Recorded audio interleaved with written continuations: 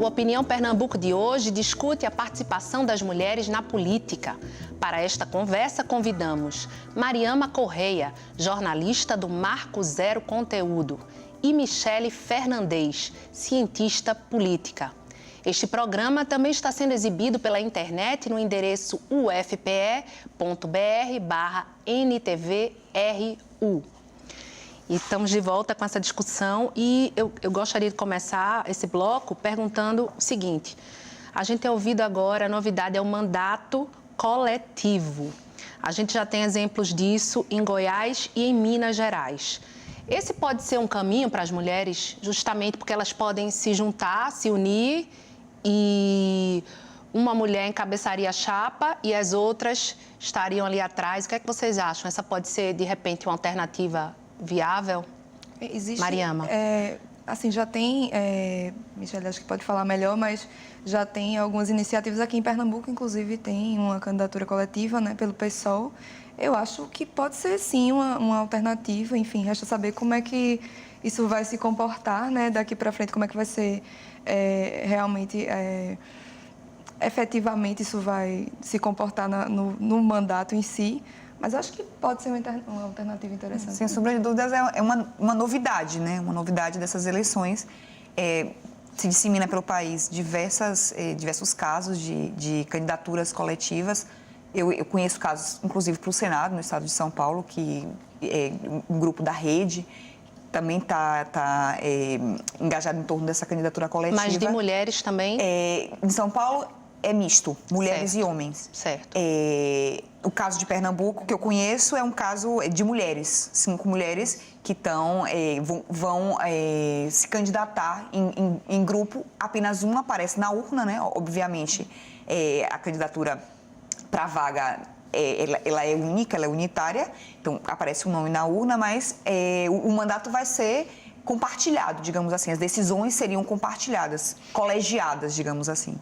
É uma novidade interessante, mas a gente não sabe ainda como é que ela se daria na prática, porque ainda é uma grande novidade, né? Algo que realmente com o qual nunca lidamos até agora.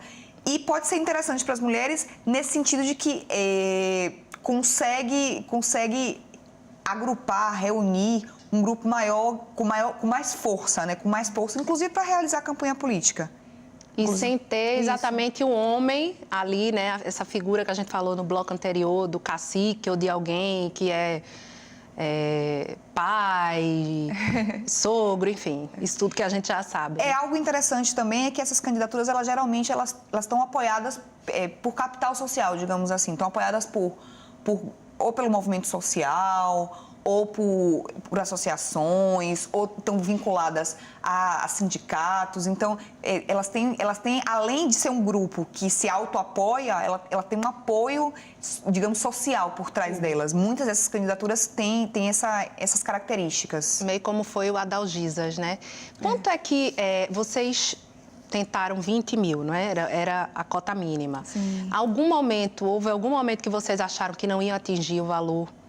Ou que foram desencorajados, enfim. Olha, a gente estava bem confiante para a campanha, né? Até pelo projeto mesmo em si. É óbvio que em alguns momentos da campanha a gente às vezes olha assim e faz, mas, né? Pode ser que não chegue e tal, mas a gente teve uma participação muito boa, assim, um feedback muito bom. As pessoas, inclusive até alguns artistas pernambucanos, eles apoiaram o projeto, gravando vídeos, colocando nas redes sociais. Então, a gente teve um engajamento muito legal, um retorno muito legal das pessoas. Embora a gente já tenha acabado a campanha de financiamento, né? A gente quer que as pessoas participem do projeto, assim, acompanhando lá no site da Marco Zero, marcozero.org. E, enfim, acompanhando, fiscalizando também, né, essas candidaturas, acompanhando junto com a gente quer, assim, a participação. A gente tem uma lógica de colaboração que eu acho que é muito importante, inclusive com outros projetos também. Eu citei o Observatório da Mídia do UFPE, a gente vai ter também uma interação com o Gênero e Número, que é um projeto de jornalismo independente de dados, que vai fazer também o acompanhamento de candidaturas em nível nacional. E a gente também vai trocar aí conteúdos com eles, com elas, no caso, trocar conteúdos, trocar expertises. Então, a gente está com a expectativa bem positiva para esse projeto. Em 2018, a gente vai ter 2 candidatas mulheres à presidência. Uma delas, no mês de junho, esteve num conhecido programa de entrevistas da TV brasileira e chamou a atenção o número de vezes que ela foi interrompida. Ela foi interrompida em sua fala 62 vezes. E tem até um nome para isso, que é o maninterrupting, né? Que é esse fenômeno dos homens estarem sempre interrompendo as mulheres. Nas suas pesquisas ou no que você estuda, Michele, já dá para dizer que isso é também uma coisa que acontece diariamente nas casas legislativas pelo país, nas assembleias, no Senado, essa interrupção da fala? Sem sombra de dúvidas, acontece nas casas legislativas e em qualquer outro espaço de convivência social, né? Em empresas, dentro do cenário universitário, as mulheres elas têm que constantemente se impor para poderem falar e para serem escutadas, né? E nas casas legislativas, um outro fenômeno interessante que acontece é a necessidade da mulher estar todo o tempo garantindo o seu espaço político, né? Eu costumo dizer que a mulher enfrenta diversos desafios no mundo da política, mas assim, eu dividiria esses desafios em 2 etapas, né? A primeira etapa seria adentrar o mundo da política, né? Poder ser candidata, sendo candidata, poder chegar a ocupar uma cadeira política. E a segunda etapa seria ganhar espaço uma vez eleita, né?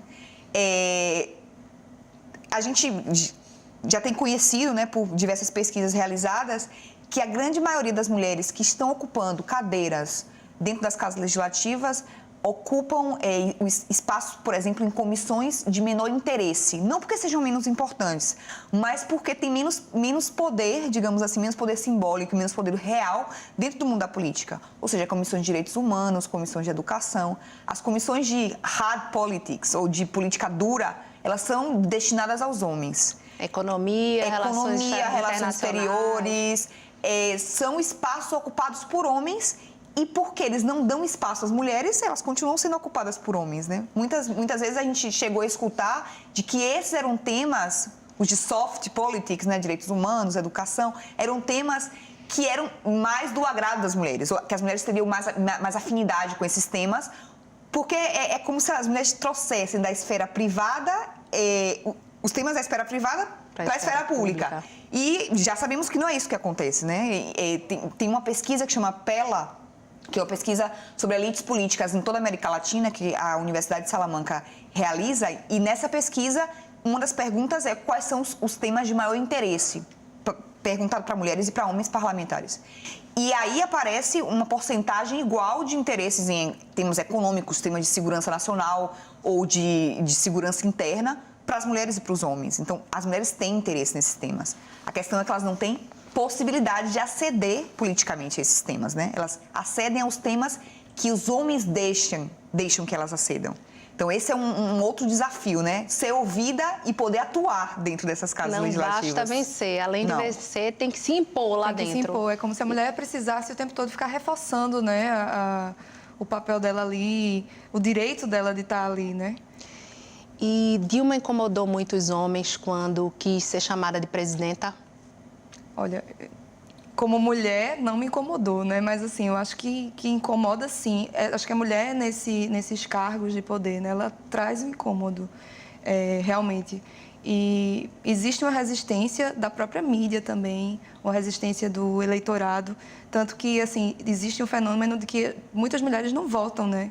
Em mulheres. Eu acho que agora que a gente está tendo essa discussão e essa cultura das mulheres votarem em mulheres, mas muitas mulheres não votam em mulheres, né? E é uma coisa interessante, porque a gente é a maioria do eleitorado, como falou Michele aqui, mas se a gente votasse em mulheres, né, a gente já teria um cenário diferente. Então, existe realmente uma resistência, né, a esse papel da mulher na política, esse protagonismo da mulher na política, mas é o tipo de coisa E aí, falando de cobertura de mídia... eu lembro que na época da posse se comentou muito do vestido dela, que se era apropriado, se não era apropriado. Se comentou se ela estava gorda, se ela estava magra.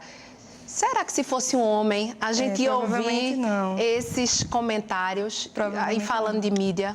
Provavelmente não, né? Eu me lembro que no caso de Michel Temer, virou um assunto a trança do cabelo da mulher dele. Da Marcela. Assim, da Marcela. Então, a mulher tem sempre essa carga, né? Na mídia, tem sempre essa carga do cabelo, da roupa, se tá gorda, se tá magra, se é bonita, se é feia. Enfim, coisas que a gente ainda tem esse padrão, né? Essa coisa que pesa sobre a mulher, que tem que estar bonita, um padrão de beleza que a sociedade ainda impõe, que a mídia reproduz, e que pesa, claro, sobre as candidatas, sobre as pessoas, as mulheres que estão na política, né?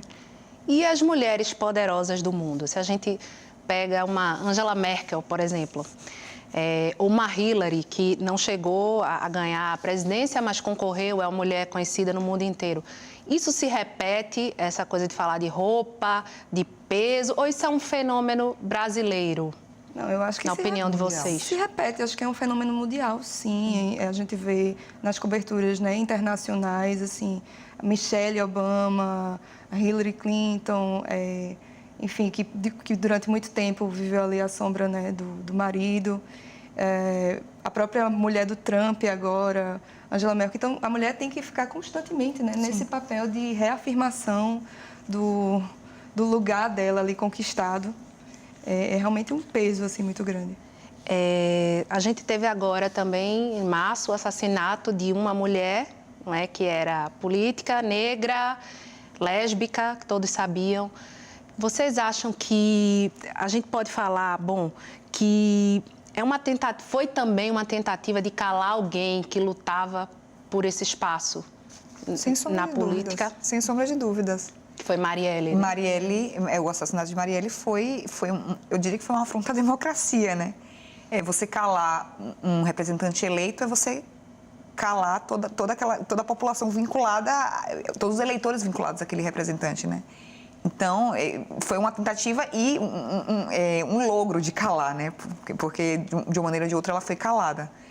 E calar uma pessoa que trazia pautas periféricas, digamos assim, né? Uma pessoa da periferia, negra, mulher, lésbica, ou seja, não era do mainstream, né? As pautas que Marielle abordava não eram pautas do mainstream. E a companheira dela continua sendo ameaçada, inclusive, não é?